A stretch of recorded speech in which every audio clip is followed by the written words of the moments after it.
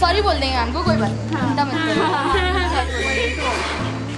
सुबह से 4 घंटे बीत गए, अभी तक इन औरतों की बकझक खत्म नहीं हुई है। हाँ मोहन, सुबह से इनकी बकझक सुनते सुनते अब मेरे तो कान में दर्द हो रहा है। चलो दुर्गा दीदी को बुलाते हैं, वही कोई हल निकालेंगी।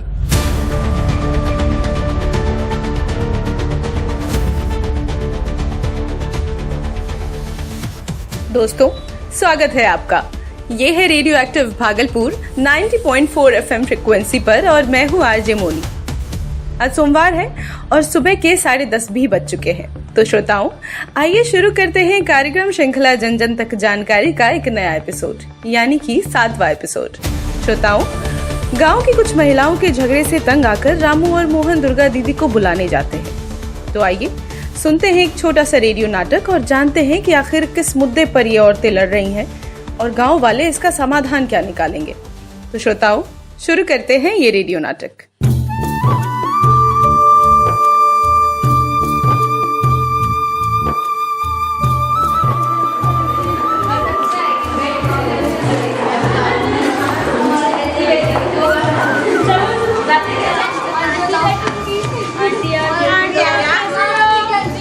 चीकू, मीनू और चीकू के पापा के लिए नाश्ता नहीं बना पाई हूँ अब तक।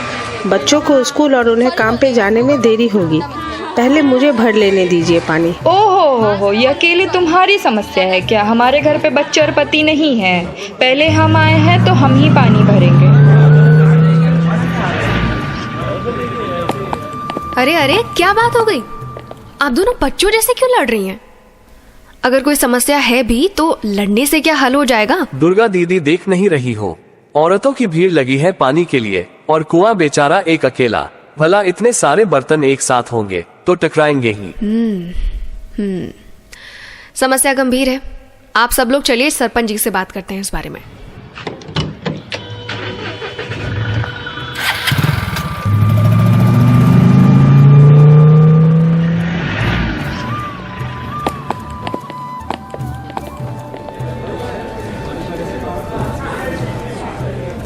नमस्ते सरपंच जी। नमस्ते दुर्गा, आज बड़े दिनों बाद आई हो, वो भी सबके साथ। कोई गंभीर समस्या तो नहीं है? सरकार, समस्या तो ऐसी है कि समाधान नहीं हुआ तो हम लोग प्यासे ही मर जाएंगे। ऐसी भी क्या बात हो गई? साफ साफ बताओ, बात क्या है? सरपंच जी, गांव में एक ही पुराना कुआं है, वहीं से पूरे गांव को पानी मिलता है और गांव वाले इतने सारे, हर दिन इन्हें पानी पीने के लिए, खाना पकाने के लिए एक लंबी लाइन लगानी पड़ती है। ऐसे में हर दिन गांव वालों के बीच, खास करके गांव की औरतों के बीच मनमुटाव बढ़ता ही जा रहा है, जो कि हमारे गांव की एकता के लिए ठीक नहीं है। और किसानों की खेती के लिए बारिश के भरोसे रहना पड़ता है, जिसका कोई ठौर ठिकाना नहीं है। कोई स्थायी समाधान नहीं मिल पा रहा है, जिससे कि पानी के लिए इतना लंबा इंतजार ना करना पड़े। हाँ सरपंच जी, आज भी इनके झगड़े बगल के गांव तक सुनाई दे रहे थे और अभी खेती किसानी का समय है। पानी के अभाव के कारण किसानों का हाल भी बुरा है। तो दुर्गा, इसका उपाय क्या है? कोई उपाय है तो तुम बताओ, हम सब मिलकर इस समस्या को खत्म करेंगे। सबसे पहले तो हमें केंद्र सरकार की योजनाओं को ध्यान से समझना होगा। हर घर नल से जल योजना के तहत हर घर में शुद्ध पेयजल पहुंचाना सरकार का काम है। अगर हमारे गांव में ये योजना नहीं आई है तो हमें शिकायत दर्ज करानी होगी। दीदी, हम एक समिति बनाते हैं जिसमें से कुछ लोग योजना न मिलने पर शिकायत करेंगे और बाकी कुछ लोग ये ध्यान रखेंगे कि सरकारी कार्यकर्ता किस किस घर को अंकित कर रहे हैं, कहीं कोई घर छूट तो नहीं रहा। हमने कुछ दिन पहले ही 2 अक्टूबर को ग्राम सभा करके सभी ग्राम पंचायत विकास योजना बनाने की तैयारी शुरू की है। हमें पेयजल की समस्या और हर घर में नल से पानी के प्रावधान को अपनी अगले साल की GPDP में जरूर जोड़ना है। बिल्कुल सही कहा तुमने। इससे पहले वार्ड सभा और महिला सभा में भी नल से पानी सप्लाई पर चर्चा करके एक योजना तैयार कर लेते हैं। और फिर 3 महीने के बाद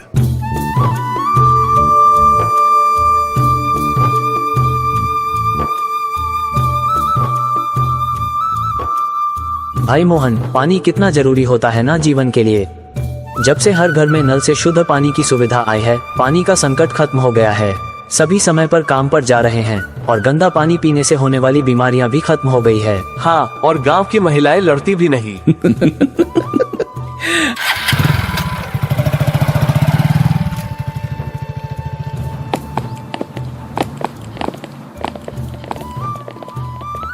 सरपंच जी, अब तो गांव एकदम हरा भरा और शांत लगने लगा है। इसमें तो सभी का योगदान है। अब एक बात, जिस तरह गांधी जयंती से 30 अक्टूबर तक हम सभी ने स्वच्छता अभियान चलाया है, उसे हमें अपनी आदत में डालना है। गांव की हर गली को साफ रखना है और कचरे को कचरागारी में ही डालना है। बिल्कुल सही।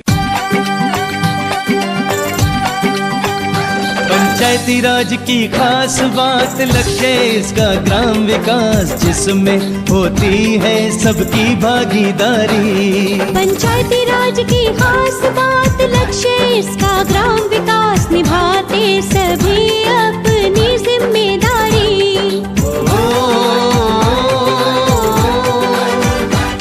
पंचायती राज पंचायती राज पंचायती राज पंचायती राज पंचायती राज पंचायती राज।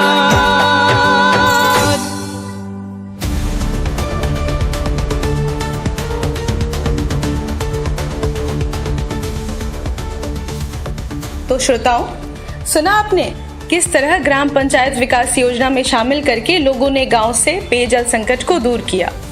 दोस्तों, आप सबको भी अपने गांव की सेवा से पीछे नहीं हटना चाहिए और एकजुट होकर हर समस्या का हल निकालने में सहयोग करना चाहिए। भारत में जल की उपलब्धता और प्रबंधन एक महत्वपूर्ण मुद्दा है, विशेष रूप से ग्रामीण क्षेत्रों में। जल की कमी के कारण न केवल कृषि उत्पादन प्रभावित होता है, बल्कि ये मानव स्वास्थ्य, पोषण और विकास पर भी नकारात्मक प्रभाव डालता है।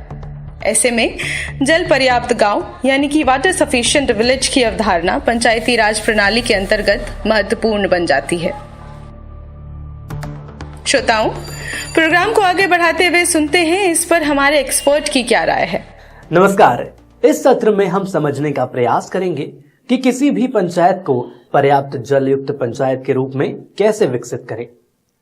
कहा जाता है कि जल के बिना सब कुछ सूना है, जल के बिना जीवन संभव ही नहीं। प्रकृति एवं मानव सभ्यता के विकास में जल की अहम भूमिका है। दुनिया की लगभग सभी बड़ी सभ्यताएं नदियों के किनारे ही विकसित हुई हैं। हमारे वेद, पुराणों और संस्कृति में शुरू से ही जल का महत्व रहा है। हम तो नदियों को जीवनदायिनी मां तक कहते हैं। मानव जीवन में जल की उपलब्धता अत्यंत महत्वपूर्ण है। प्यास बुझाने से लेकर अनाज उगाने, खाना पकाने, साफ सफाई, मवेशियों और पौधों के साथ साथ उद्योगों को चलाने में भी हर दिन जल की आवश्यकता होती है। ऐसे में ग्राम पंचायतों की जिम्मेदारी है कि वे सभी के लिए साफ एवं सुरक्षित पेयजल की उपलब्धता सुनिश्चित करें। इसके साथ ही यह प्रयास करें कि गांव जल के क्षेत्र में आत्मनिर्भर बन सके, जिससे पाइपलाइन के माध्यम से नल कनेक्शन स्थापित किया जा सके और हर घर तक सुचारू रूप से पेयजल प्रदान किया जा सके। इतना ही नहीं, जो पानी घरों तक पहुंचे वह तय मानकों के अनुरूप हो। वहीं जल प्रबंधन और कृषि संबंधी सभी जरूरतों के लिए पानी की पर्याप्त उपलब्धता हो। इसके अलावा गांव में मौजूद जल के पारिस्थितिक तंत्र का संरक्षण किया जाए। पिछले कुछ दशक में जिस तरह से जलवायु परिवर्तन के गंभीर प्रभाव देखने को मिल रहे हैं, इस स्थिति में जल का सदुपयोग एवं जल संरक्षण का प्रयास न केवल समाज या विश्व कल्याण बल्कि समूची मानव कल्याण के लिए महत्वपूर्ण कदम साबित होगा। हम कब कह सकते हैं कि हमारी पंचायत पर्याप्त जल युक्त पंचायत है? जब सभी परिवारों तक शुद्ध जल की आपूर्ति पाइपलाइन के माध्यम से हो रही हो, जब ग्राम पंचायत की सभी संस्थाएं जैसे आंगनबाड़ी, उप स्वास्थ्य केंद्र, पंचायत भवन, स्कूल आदि तक स्वच्छ एवं सुरक्षित पेयजल की आपूर्ति पाइपलाइन से हो रही हो, जल पंचायत के हर घर में सोख्ता पिट, किचन गार्डन तथा अन्य जल प्रबंधन की वैकल्पिक व्यवस्था हो, जब साल में कम से कम 2 बार सभी सार्वजनिक जल स्रोतों के जल का गुणवत्ता परीक्षण किया जा रहा हो, जब जल स्रोतों में जल उपलब्धता की स्थिरता को सुनिश्चित किया जा रहा हो। इस लक्ष्य को हासिल करने के लिए पंचायतों को यह सुनिश्चित करना होगा तालाब, पोखर, नदियां जैसे जल स्रोतों की सुरक्षा और पानी की गुणवत्ता की निगरानी नियमित तौर पर की जाए। सूक्ष्म सिंचाई, माइक्रो इरिगेशन की विधियां जैसे ड्रिप सिंचाई, स्प्रिंकलर सिंचाई और ड्रॉप सिंचाई पद्धति को अपनाया जाए। जिस पाइपलाइन के माध्यम से जल की आपूर्ति की जा रही है। अगर उसमें कोई समस्या या टूट फूट है तो उसमें तुरंत सुधार करवाया जाए। इसी तरह अगर पानी की टंकी में कोई दिक्कत आ रही है तो उसकी भी जल्द से जल्द मरम्मत करवानी चाहिए। जहां रिपेयरिंग से काम नहीं बन पा रहा हो उस स्थिति में रिप्लेसमेंट यानी सामान को बदल देना चाहिए। जल स्रोतों और जल केंद्रों के आसपास और सभी ड्रेनेज सिस्टम की नियमित तौर पर साफ सफाई हो। इसके साथ ही पंचायतें योजनाओं का क्रियान्वयन एवं मॉनिटरिंग करें, जैसे तालाब, पोखर, नदियां, जल निकायों के संरक्षण के लिए ग्राम जल एवं स्वच्छता समिति, VWSC निगरानी समिति और जल उपयोगकर्ता समूहों द्वारा सामुदायिक रूप से मॉनिटरिंग की जाए। जल निकासी व्यवस्था का नियंत्रण किया जाए। जल वितरण नेटवर्क एवं संचालन सही ढंग से हो रहा है कि नहीं, इसकी मॉनिटरिंग की जाए। भूजल स्रोतों का पुनर्भरण यानी रिचार्ज की योजनाओं का बेहतर क्रियान्वयन हो। ग्राम स्तर पर शिकायत निवारण प्रणाली हो। पंचायतों द्वारा इन पहलुओं को बढ़ावा दिया जाना चाहिए। घर, संस्थानों तथा खेतों में वर्षा जल संचय को, व्यक्तियों और संस्थाओं द्वारा जल के बुद्धिमत्तापूर्ण उपयोग को, भूजल पुनर्भरण, ग्राउंड वाटर रिचार्ज को। अभी तक हमने समझा कि अपनी पंचायत को पर्याप्त जल संतृप्त पंचायत बनाने के लिए किस तरह के प्रयास करने की जरूरत है। आइए अब हम समझते हैं कि इन लक्ष्यों को हासिल करने के लिए केंद्र सरकार कौन कौन सी योजनाएं चला रही है। महात्मा गांधी राष्ट्रीय ग्रामीण रोजगार गारंटी अधिनियम, MGNRGA, जल जीवन मिशन, राष्ट्रीय ग्रामीण पेयजल कार्यक्रम, स्वच्छ भारत मिशन, राष्ट्रीय जल मिशन, महिलाओं के संरक्षण और अधिकारिता हेतु मिशन, राष्ट्रीय नदी संरक्षण कार्यक्रम, बाढ़ प्रबंधन और सीमा क्षेत्र कार्यक्रम, प्रधानमंत्री कृषि सिंचाई योजना, भूजल प्रबंधन, राष्ट्रीय जल विज्ञान परियोजना, नदी घाटी प्रबंधन। पर्याप्त जल युक्त पंचायत बनाने के लिए इन योजनाओं के अलावा राज्य सरकार की योजनाओं का भी उपयोग किया जा सकता है। आशा है यह सत्र पर्याप्त जल युक्त या जल के मामले में आत्मनिर्भर ग्राम पंचायत के संकल्प को हासिल करने में मददगार साबित होगा। धन्यवाद।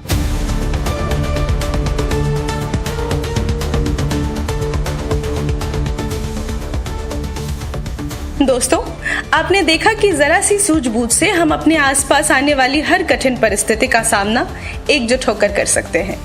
पंचायती राज संस्थाएं जल प्रबंधन की दिशा में महत्वपूर्ण भूमिका निभाती है। ये संस्थाएं स्थानीय स्तर पर जल संबंधित योजनाओं को लागू करने, सामुदायिक भागीदारी को बढ़ाने और जल संरक्षण के लिए जागरूकता फैलाने में सक्षम है। इसके अलावा पंचायती जल आपूर्ति से संबंधित समस्याओं का समाधान खोजने और स्थानीय समुदाय के साथ मिलकर काम करने के लिए उपयुक्त मंच भी प्रदान करती है।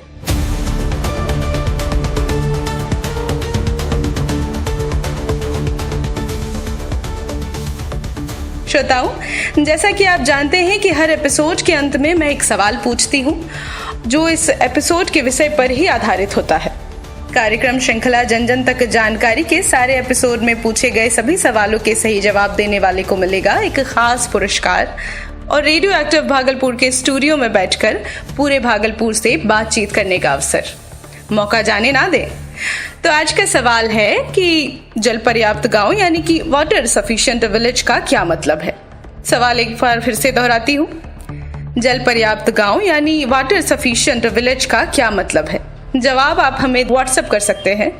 हमारा नंबर है 7549889911 7549889911।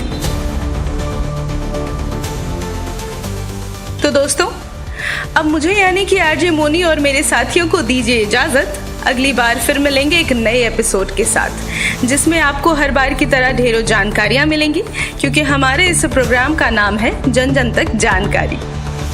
किसी कारणवश अगर आपने आज एपिसोड मिस कर दिया तो दोबारा सुना जा सकता है बुधवार के सुबह 10:30 बजे।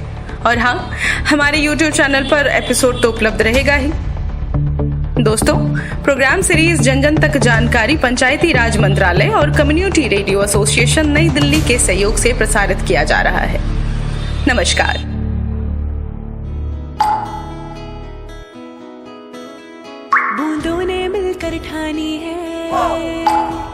जल क्रांति तो आनी है। खुशियों का वो पल आएगा जब हर घर तक नल आएगा। जल नहीं ये स्वाभिमान है, नए जीवन का प्रमाण है। सुखी रगों में जान है, जल नहीं ये जीवन दान है। हर घर